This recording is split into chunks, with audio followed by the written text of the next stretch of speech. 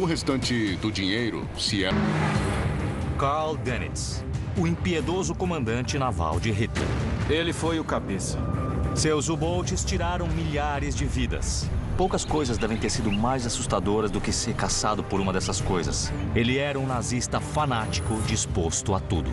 Quais eram as condições dos trabalhadores escravos forçados a construir esse abrigo? Para ver o sonho maligno de Hitler realizado. Por que Hitler escolheu Dönitz como seu sucessor? A maioria das pessoas da minha geração não entende como, há 70 anos, um pequeno grupo de nazistas conseguiu iniciar uma guerra que matou 60 milhões de pessoas. Eu quero descobrir. E para me ajudar, eu vou usar cartas de baralho.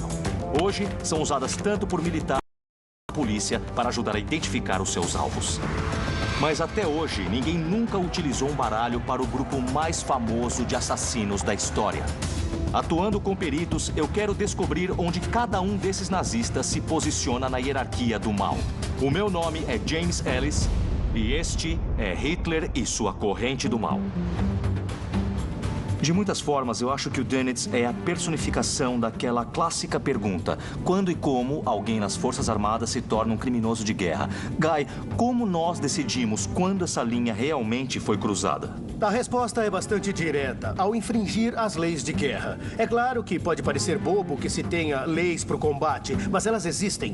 A grande questão a se responder sobre Dönitz é se ele de fato infringiu essas leis de guerra.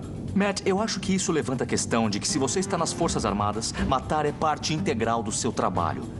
Como é que isso afeta a moralidade? Na verdade, eu acho que tem uma questão maior, além dos crimes de guerra de que conversamos. A questão é como fica a moralidade em tempos de guerra, porque o combate altera a moralidade. E, Anthony, por que tantas pessoas que estão cientes das ações de Dönitz durante a Segunda Guerra Mundial ainda tentam apresentá-lo apenas como um marinheiro seguindo ordens? A ideia de um militar correto, há tempos, é um mito poderoso e é fácil de compreender por quê. As pessoas querem dizer que, claro, o regime era criminoso, promoveu guerras de agressões, mas os soldados e os marinheiros que serviram eram honrados. No caso dos militares alemães da Segunda Guerra, isso é um grande mito e é um mito do qual a reputação de Dönitz se beneficiou. Ele também moldou o legado e a reputação dele para se beneficiar desse mito. Com base nisso, como vocês avaliam as ações de Dönitz? Eu acho que é preciso ir até a Alemanha para ver como o legado dele é apresentado e contestado.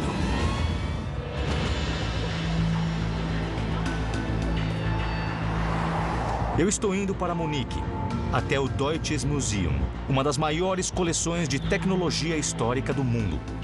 Lá estão artefatos únicos que são o ponto de partida perfeito para a minha investigação.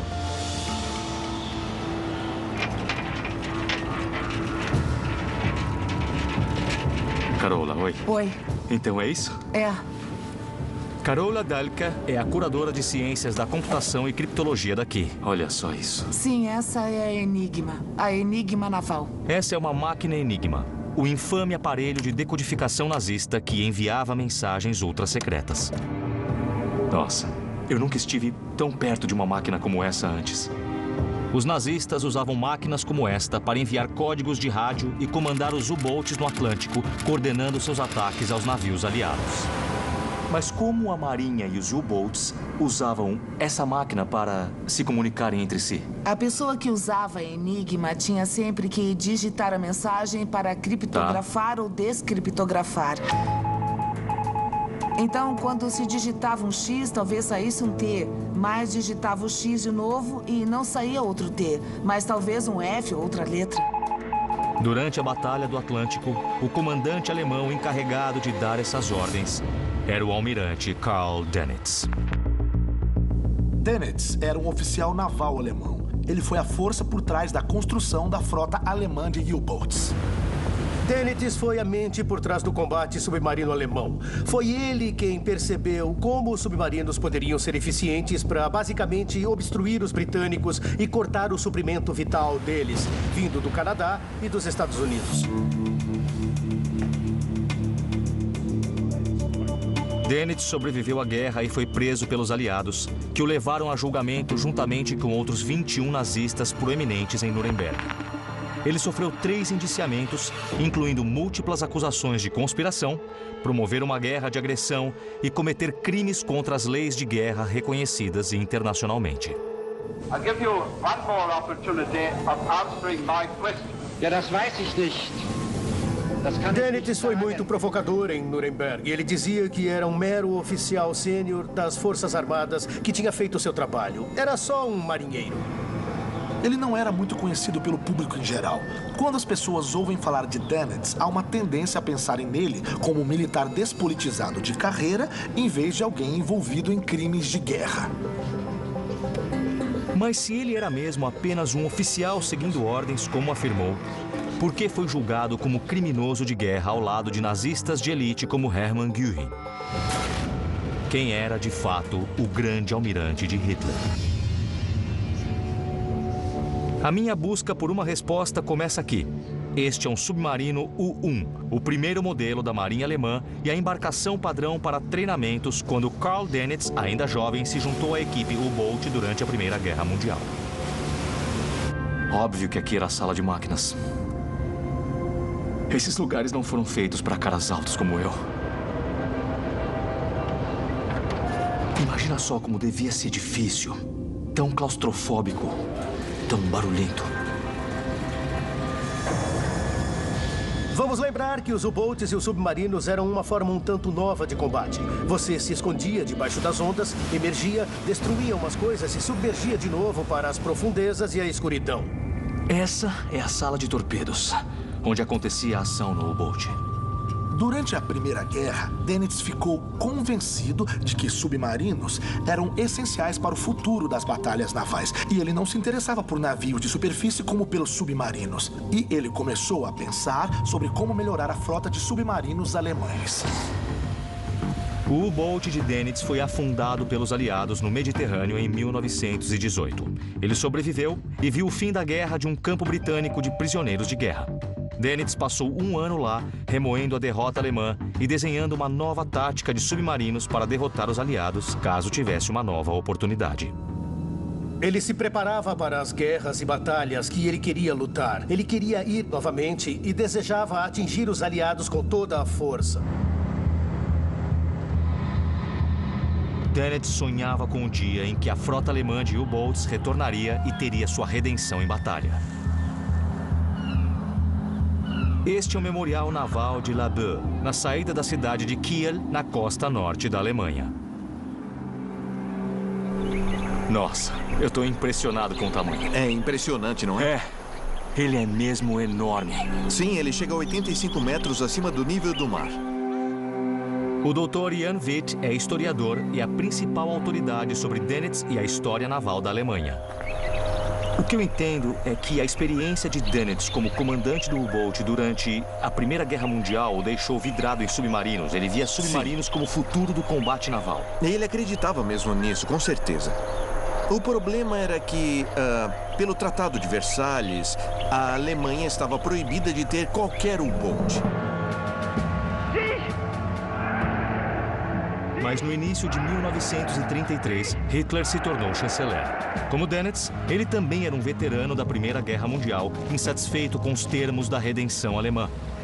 Ele logo começou a reconstruir as forças armadas alemãs e em 1935, os U-Boats foram reintroduzidos na Marinha.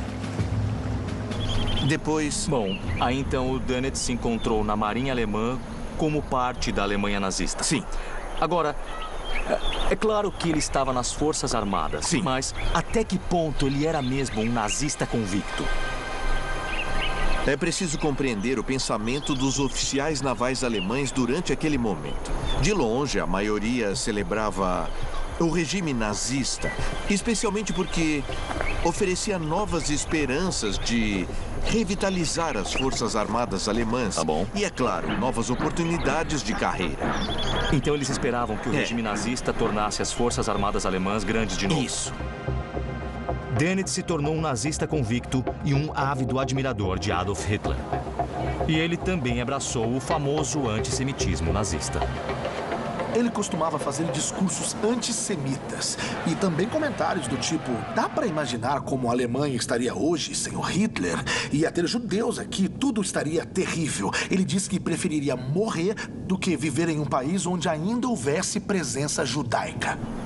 E ele foi um dos seguidores mais leais de Hitler. até o último instante. Dönitz era uma estrela em ascensão na equipe de U-Boats. Ele começou a treinar uma nova geração de submarinistas, exigindo não só devoção total ao serviço, como também a Hitler e ao nazismo. Assim, ele poderia reconstruir a frota de U-Boats alemães e treinar os homens dele de acordo com aquelas novas ideias táticas. E foi assim que ele construiu a liderança dele para o combate com U-Boats. Em setembro de 1939, Hitler colocou o mundo novamente em guerra. A chance de vingança de Karl Dönitz havia enfim chegado e seus U-Boats estavam prestes a trazer devastação para os aliados. Eu fico imaginando como seria avistar um comboio e aí enviar uma mensagem para partir para a matança.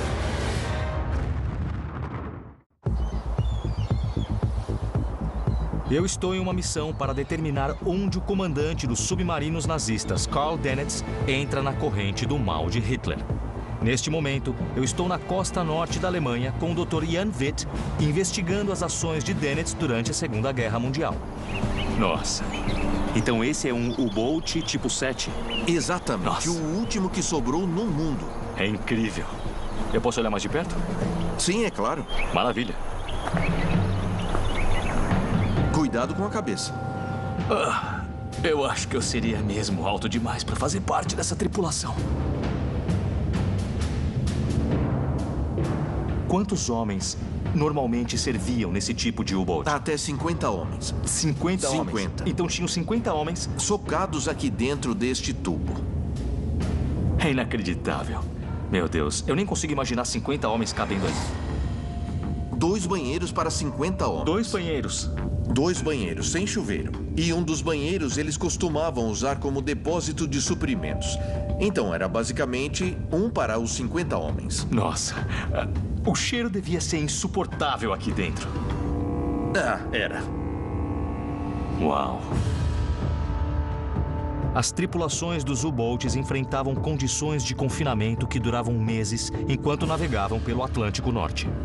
Aqui era a sala de rádio? Isso mesmo, dava para ouvir os códigos Morse sem fio. Então aqui achamos diversos tipos de rádio e também a Enigma. Caramba, então a máquina Enigma ficava aqui? Exatamente. Nossa. Foi aqui que os U-Boats receberam as ordens de ataque do almirante Dönitz durante todas as batalhas importantes no Atlântico. The shadow of the conquering German armies covered Western Europe. Em junho de 1940, Hitler empurrou os aliados para trás do Canal da Mancha. Os britânicos estavam isolados e Dönitz viu sua chance de tirar de vez a nação da guerra. O Atlântico era totalmente essencial para a ida de suprimentos vitais do Canadá e dos Estados Unidos até a Grã-Bretanha. Eram linhas de abastecimento realmente essenciais para os britânicos se manterem na guerra. Uma das coisas que fizeram os U-Boats tão eficientes na Segunda Guerra Mundial foi a tática da alcateia. Essa estratégia foi criada por Karl Dönitz. Pode me explicar como funcionava? Isso veio daquela experiência dele na Primeira Guerra Mundial. Dönitz começou a pensar em modos diferentes de ataque, novas táticas, e aí ele criou a ideia de não fazer os U-Boats atacarem comboios individualmente, mas sim em grupos. August 8, 1940, the German war machine opened the Battle of Britain with an all-out assault on coastal shipping, on the convoys that were keeping beleaguered England alive. Parte dos U-Boats mantinha os navios distraídos, enquanto os outros U-Boats atacavam de fato aquele comboio e os navios de carga, afundando a todos. Aquela foi uma tática bem eficiente, especialmente nos primeiros momentos da guerra, quando os britânicos não tinham muitos navios disponíveis. Ao atirar contra navios de carga desarmados, Dönitz abraçava uma tática que era um tabu, conhecida como guerra submarina irrestrita. Dutch tanker, British tanker. Again and again the torpedoes struck. A guerra submarina irrestrita era basicamente uma tática pela qual eles torpedeavam qualquer navio que aparecesse ali no periscópio. Não importava se o alvo fosse um navio de carga neutro, se estivesse navegando pelo Atlântico para levar suprimentos ao Reino Unido. Era um alvo válido. Isso é crime. Winston Churchill é famoso por dizer que, na verdade, se os aliados tivessem perdido a Batalha do Atlântico, teriam perdido a Segunda Guerra Mundial. Dennett parecia disposto a fazer de tudo para conseguir a vitória, mesmo que isso significasse matar milhares de civis desarmados. Muitos acreditam que um soldado perfeito talvez seja alguém que tenha, digamos, código moral flexível. Certamente esses indivíduos podem ser muito bons para fazer o trabalho sujo, para conseguirem realizar os tipos de ações que causariam repercussões morais e também éticas para outros indivíduos. Acho que poucas coisas deviam dar mais medo na Segunda Guerra Mundial do que ser caçado por um desses U-Boats. Eu também acho. Imagine você lá em um navio de carga no meio da noite durante uma tempestade e o seu navio é torpedeado. Você está afundando e tem que encontrar uma balsa ou um barco de salvamento. Bom, eu acho que seria o fim da linha para você. É isso. O fim da sua vida.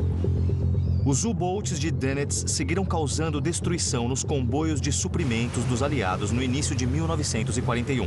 Mas o domínio deles estava para acabar. Foram basicamente 3 razões para o jogo virar contra Dennett e a campanha dos U-Boats. Primeiro, os aliados desvendaram o código da Enigma. Então passaram a ter boa noção de onde os grupos de U-Boats estavam, pois interceptavam os sinais. Segundo, houve outro avanço tecnológico imenso chamado sonar, pelo qual era possível começar a apontar a posição dos U-Boats sob a água com um tipo de radar e então usar ataques subaquáticos para explodir todos. E a terceira razão foi que os Estados Unidos entraram na guerra e junto veio todo aquele poderio naval. Era outra grande ameaça para Dennett. Quanto mais a guerra durava, melhores ficavam as defesas e mais refinadas eram as táticas anti-U-Boats. E novas armas eram introduzidas. O papel desses U-Boats cada vez mais mudava de serem caçadores para serem caçados. Entendi. Os resultados para a frota de U-Boats de Dennett foram devastadores. As taxas de mortes nas tripulações dos U-Boats foram enormes, 75%. Isso é maior que qualquer outro tipo de unidade lá na Segunda Guerra. Mas isso não impediu Dennett de exigir a fabricação de mais U-Boats e de enviar uma tripulação atrás da outra para o que se tornava um massacre. A crueldade de Carl Dennett em alto mar está bem documentada. Mas ele cometeu uma série de outras atrocidades que são bem menos conhecidas. Eu estou em uma missão para definir onde o comandante dos submarinos nazistas, Carl Dennett, entra na corrente do mal de Hitler. Até então, eu vi como ele abraçou o nazismo e liderou suas alcateias de U-Boats para tentar sufocar. Eu vim para Hamburgo para investigar um outro lado da crueldade de Dennett. Para onde está me levando? Estamos indo ver um... René Zeneco é historiador e perito no recrutamento nazista durante a Segunda Guerra Mundial. Este é o chamado Memorial dos Desertores. O local de celebração para os desertores de Wehrmacht e outras vítimas do sistema de justiça militar do nazismo. Esse é o título oficial, né? Você tem que subir ali para poder ler direito. Então a gente tem que entrar para ler o texto? Sim, tudo bem, vamos entrar então. Enquanto existiu guerra, existiram desertores. Havia pessoas que realmente abandonaram os postos, fugiam e se recusavam a continuar a lutar na guerra em que deviam lutar. O que faz a deserção se destacar no caso da Alemanha nazista é o fato de que a deserção denota uma clara característica de moralidade. Quando falamos em se recusar a participar de uma guerra de agressão e também de genocídio. O que acontecia com quem era pego desertando das Forças Armadas Alemãs durante a Segunda Guerra Mundial? Os desertores que eram presos na Segunda Guerra Mundial eram levados para a corte marcial e então condenados. Se dessem sorte, pegavam apenas alguns meses de cadeia na prisão militar. Mas muitos milhares de homens foram condenados à pena de morte. Aqui em Hamburgo, nós temos os nomes de 226 soldados que foram executados aqui nesta cidade no estande de tiro de Rottenbaum pelas mãos dos nazistas, mas possivelmente teve muito mais. Como Karl Dönitz enxergava e tratava os desertores? Bom, sabemos que Dönitz foi o sucessor de Hitler depois que ele cometeu suicídio no abrigo. Ele foi o comandante supremo das Forças Armadas, não só da Marinha, mas de toda a Wehrmacht. Mesmo nos últimos dias de guerra, muitos desertores ainda eram condenados à morte e, como comandante supremo, era ele o responsável por assinar essas sentenças. Então, diversos desertores ainda eram executados segundo as ordens de Dönitz, mesmo já quase no fim da guerra. Hitler tinha dado diretrizes sobre a punição para deserção. E nessas diretrizes havia algumas circunstâncias atenuantes. Quem desertava por uma tolice juvenil tinha como conseguir escapar da pena de morte. Mas para Dönitz não funcionava assim e ele emitiu uma ordem por cima dessa que evocava a pena de morte em todo caso de deserção. Em alguns dos casos de execuções, a Alemanha já tinha até aceitado a redenção. E mesmo depois disso acontecer, ainda estava havendo execuções. Dönitz era um incendiário, um general muito rígido, para o qual era essencial que a guerra fosse finalizada ou vencida segundo as ordens que Hitler tinha deixado. Dönitz, pessoalmente, não aprendeu nada com a guerra. E é por isso que eu enxergo ele como um criminoso de guerra, o que ele era, sem sombra de dúvida. Mas em 1946, a questão sobre Dönitz ser um criminoso aos olhos da lei ainda precisava ser decidida. Essa era a missão do Tribunal Militar Internacional nos julgamentos de Nuremberg. Durante os procedimentos, a acusação confrontou Dönitz com uma prova condenatória sobre o tratamento dos nazistas a comandos aliados capturados atrás das linhas alemãs. Era Dönitz quem executava as ordens vindas de Hitler, que estipulavam que qualquer comando pego devia ser abatido na hora, executado imediatamente. Esse era um flagrante desrespeito às leis de guerra. I asked you yesterday about the secrecy standard of the original Führer order that the shooting of uniformed prisoners acting on military orders must be carried out even after they have surrendered voluntarily and asked for pardon. Muitos lados aceitam o fato de que se você não está com uniforme e está espionando, aí basicamente merece ser executado. Mas comandos não. Comandos são tropas especiais, mas ainda assim tropas uniformizadas lutando segundo as leis de guerra. Hitler não gostava deles, Dönitz também não. E ele adorava poder ajudar a executar eles. Do you agree that that is a reason for giving top secrecy to this document? Ja, das weiß ich nicht. Das kann ich nicht sagen, weil ich diesen Kommandobefehl nicht herausgegeben habe. I'll give you one more opportunity of answering my question.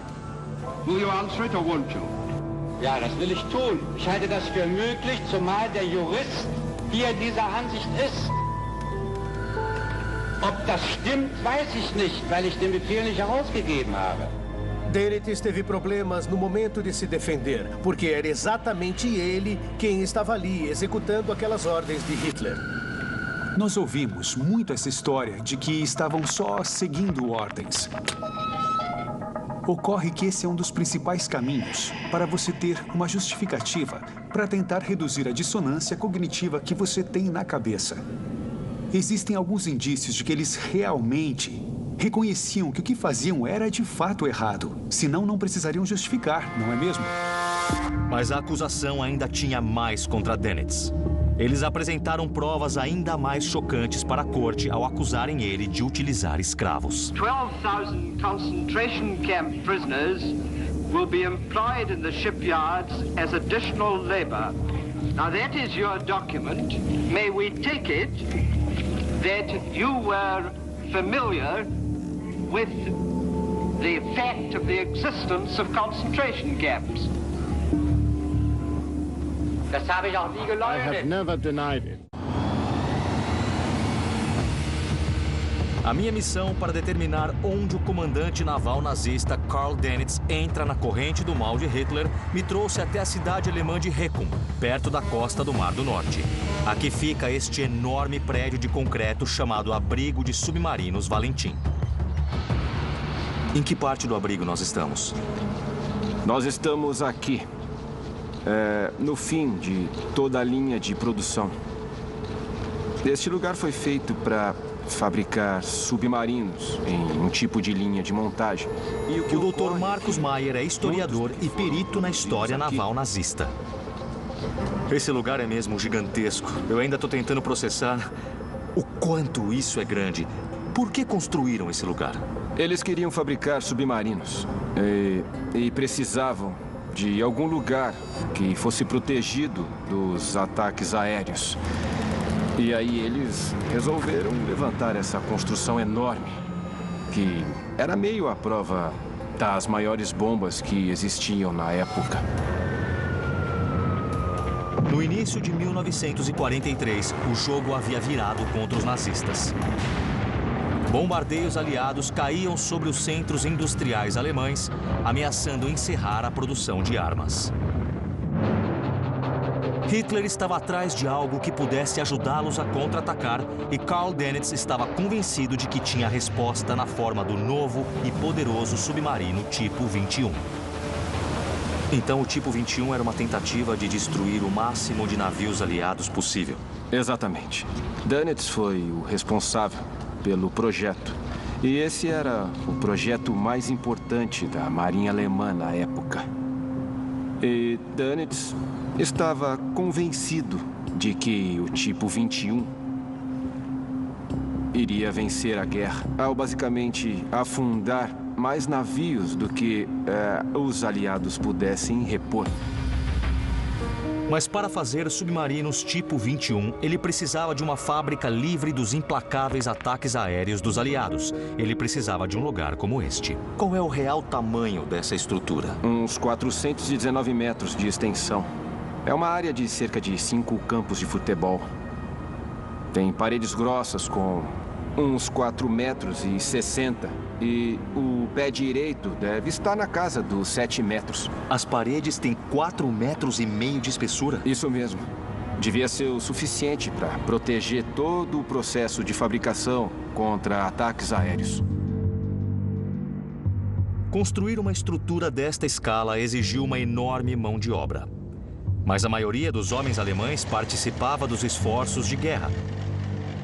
Então os nazistas encontraram outra solução. A questão central do abrigo Valentim é que ele foi construído usando um grande número de trabalhadores escravos. Eram prisioneiros de campos de concentração, principalmente soviéticos e poloneses, junto com prisioneiros de guerra italianos e recrutas franceses. Em Heckum, foram forçados sob mira de revólveres a construir o abrigo de submarinos Valentim. 12,000 concentration camp prisoners will be employed in the shipyards as additional labor. Now that is your document. Dönitz usou escravos. Eu acho realmente uma boa medida da brutalidade de Dönitz e da maldade ele ter pedido 12.000 escravos. Quais eram as condições dos escravos que eram forçados a construir este abrigo? Muito ruins. Eles quase não tinham o que comer. E a média de peso de um prisioneiro naquela época era de uns 45 quilos. Então eles sofriam por não terem nada para comer e nem para beber.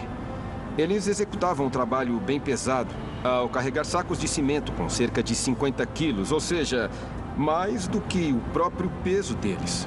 Eles eram forçados a trabalhar bem rápido.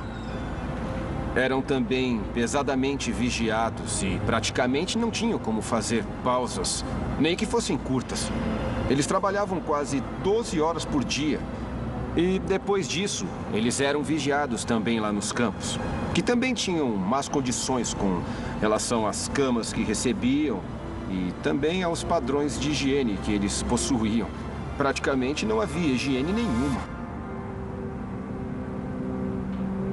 E tem alguma estimativa de quantos trabalhadores forçados perderam a vida construindo isso aqui? A gente estima umas 1.600 vítimas durante os 2 anos.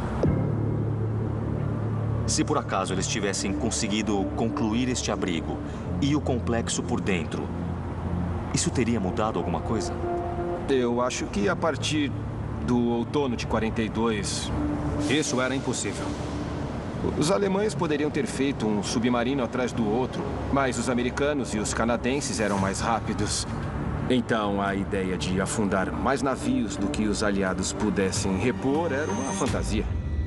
Todas aquelas ações de Dönitz na reta final da guerra mostram que ele era um nazista muito mais fanático do que costumavam suspeitar. Ele lutou até o último instante.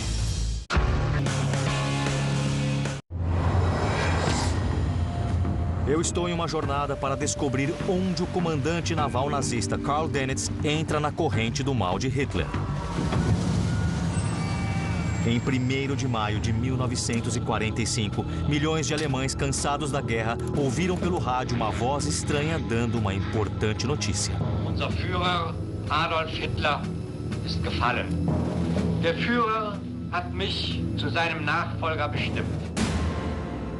Ele foi o sucessor apontado por Hitler como chefe de Estado, não como Führer, mas como Reichspräsident, ou presidente do Reich. Foi uma escolha meio surpreendente. Era de se imaginar que alguém como Himmler ou Göring ou algum daqueles outros nomes políticos nazistas de grande porte teriam sido os escolhidos.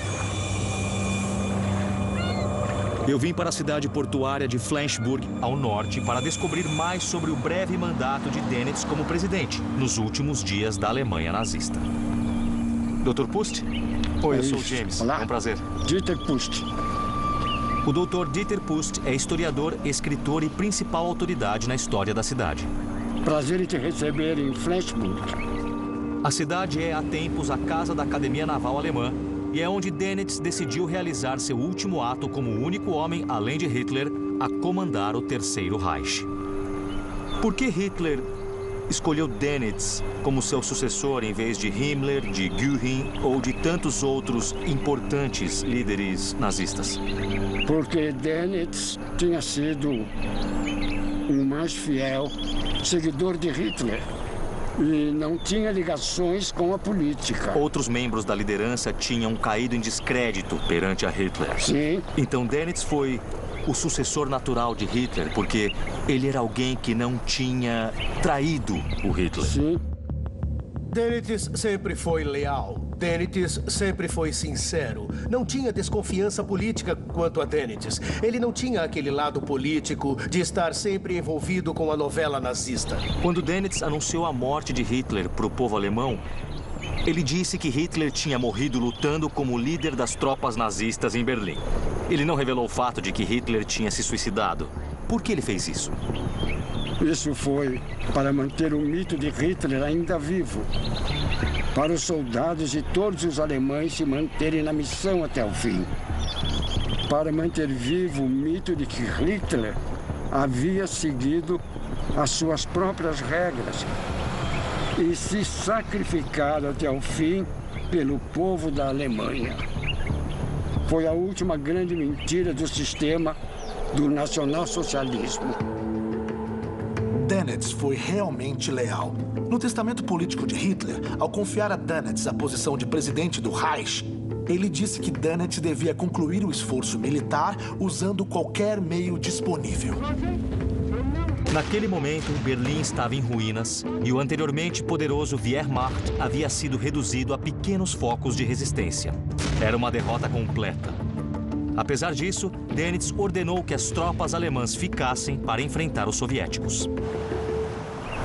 E agora, tá me levando para onde? Estamos a caminho de um local bem especial aqui em Flensburg, especialmente o último local onde Dönitz esteve aqui na cidade. Legal, vamos entrar então. Na nossa frente está o prédio de onde, por algumas breves semanas, em maio de 1945, Karl Dönitz comandou o fim do governo nazista. O governo em Flensburg ocupou escritórios na Academia Naval, e chegou a deixar alguns dos ministérios em navios nas águas em torno da Academia Naval. Aqueles foram 21 dias bem estranhos na história alemã.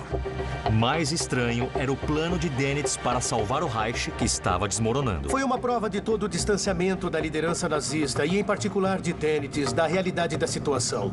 Ele conclamou os aliados ocidentais a se juntarem ao que restava das forças nazistas para empreenderem uma guerra contra a União Soviética. A princípio, ele tentou negociar um cessar-fogo com os aliados ocidentais com o argumento de que em pouco tempo o inimigo de todos seriam os comunistas soviéticos do leste. Só que os aliados não aceitaram aquilo. Então os aliados iam continuar lutando contra os alemães até que chegassem a um acordo de rendição incondicional. From Allied headquarters aboard the Patria at Flensburg, North Germany, orders go out for the arrest of the last top Nazi. Sem alternativas, Dönitz anunciou a rendição incondicional da Alemanha em 7 de maio de 1945. A guerra na Europa havia terminado. Now the Führer of the beaten Third Reich, Grand Admiral Dönitz himself, comes out under Allied arrest. He walks through a tunnel in the Flensburg compound to imprisonment. A partir daqui, os detentos, que eram os mais importantes, foram levados para o aeroporto de Schaeferhaus e de lá foram transferidos primeiro para a Baixa Saxônia e depois para Nuremberg, para os julgamentos. Então quer dizer que, depois que Dönitz foi preso, ele ficou exatamente aqui onde eu estou agora? Sim. Nossa. Ele reclamou que não recebeu o devido reconhecimento como um militar de uniforme pelos aliados que foram os responsáveis por levarem ele preso. Então quer dizer que ele ficou aqui quando tudo acabou para ele? Quando ele acabou sendo preso? O período como líder da Alemanha tinha acabado e depois desse momento demorou só um pouco para que ele participasse do julgamento de Nuremberg. Dönitz est inculpé des crimes faits par les premiers, deuxième et troisième chefs de l'acte d'accusation. Em 15 de outubro de 1946, após quase um ano de testemunhos, os vereditos de Nuremberg foram lidos e Karl Dönitz descobriu seu destino. Ele foi indiciado por 3 crimes: conspiração para cometer crimes contra a paz, promover uma guerra de agressão e crimes contra as leis de guerra. Foi considerado inocente da primeira acusação, mas culpado das outras 2. Dönitz foi considerado culpado por cometer crimes de guerra abomináveis. Mas enquanto muitos colegas nazistas foram sentenciados à forca, ele recebeu apenas 10 anos na prisão. Eu acho que a sentença de Dönitz foi branda demais. Eu acho que ele deu sorte porque tinha um bom advogado. E eu acho que o difícil ao acusar um homem como Dönitz é que se você começa a acusar ele de promover uma guerra submarina irrestrita, é melhor ter certeza de que o seu próprio lado não fez a mesma coisa. E o advogado de Dönitz mostrou um depoimento do comandante naval americano Nimitz, dizendo que ele também tinha feito o mesmo tipo de combate. Era com isso que Dönitz contava para se defender. Ele diria, talvez eu fiz coisas ruins, mas e vocês? Por que só eu estou sendo processado? Estando aqui com Dieter no exato lugar onde Dönitz foi pego e levado para a cadeia, eu tenho uma última pergunta. Depois da guerra, Karl Dönitz chegou a expressar algum arrependimento ou remorso pelos crimes que ele cometeu? Ele disse que só tinha agido de acordo com as responsabilidades dele. E desse modo, ele não tinha por que se desculpar e nem se arrepender de nada. Karl Dönitz foi solto em 1956. Ele foi o primeiro dos nazistas de elite a cumprir pena e ser libertado. Ele morreu em 1980, aos 89 anos. A minha jornada me proporcionou uma nova visão sobre a crença fanática de Karl Dönitz em Hitler e no nazismo, e revelou a verdade sobre o trabalho escravo imposto por ele em uma tentativa inútil de prolongar a guerra. Também demonstrou sua completa falta de remorso. Agora está na hora de decidirmos onde ele deve se encaixar na hierarquia nazista. Usando o nosso sistema especial de baralho, eu quero determinar onde Karl Dönitz entra em Hitler e sua corrente do mal. Em Nuremberg, Dönitz foi condenado a 10 anos na prisão. Vocês acham justo pelas ações dele na Segunda Guerra? Não. Eu acho lamentável. Havia muitos submarinos operando com extrema crueldade contra navios de carga. Homens, mulheres e crianças inocentes foram todos mortos por homens que seguiam as ordens de Dönitz. Pelo meu ponto de vista, ele estava atolado em crimes contra a humanidade. O lugar para onde eu fui e que teve o maior impacto sobre mim foi o Abrigo Valentim. Essa foi uma estrutura construída sob as ordens de Dönitz por trabalhadores escravos e a construção começou em um momento em que a guerra já estava perdida para a Alemanha nazista. A construção daquele abrigo mostra que é impossível separar o militarismo e o que ele fez das violações dos direitos humanos e outras atrocidades dos nazistas. É uma fábrica feita com trabalho escravo. Tem um dedo de Dönitz nos crimes do Terceiro Reich, o que vemos na construção do abrigo. Uma vantagem que Dönitz tinha como marinheiro foi que a marinha do Terceiro Reich não esteve diretamente envolvida com o Holocausto do mesmo jeito que o Exército, a SS e todos os outros aparatos do Estado nazista. E foi essa noção de distanciamento que fez Dönitz parecer ser mais limpo que outros nazistas. Matt, o que as ações de Dönitz durante a Batalha do Atlântico e a disposição em usar trabalho escravo em construções diz sobre a moral dele? O que acontece é que o senso de moralidade dos soldados sempre muda de certa forma em tempos de guerra. Não há dúvida sobre isso. Mas ainda assim, as ações de Dönitz parece que vão bem além do que poderia ser considerado um desvio normal de moralidade. É um comportamento realmente imoral. E essa relativização teve efeito prejudicial ao estabelecerem culpa na Alemanha pós-guerra, porque permitiu que Dönitz se aposentasse e escrevesse suas memórias para comandar a narrativa sobre quem ele era e o que ele fez.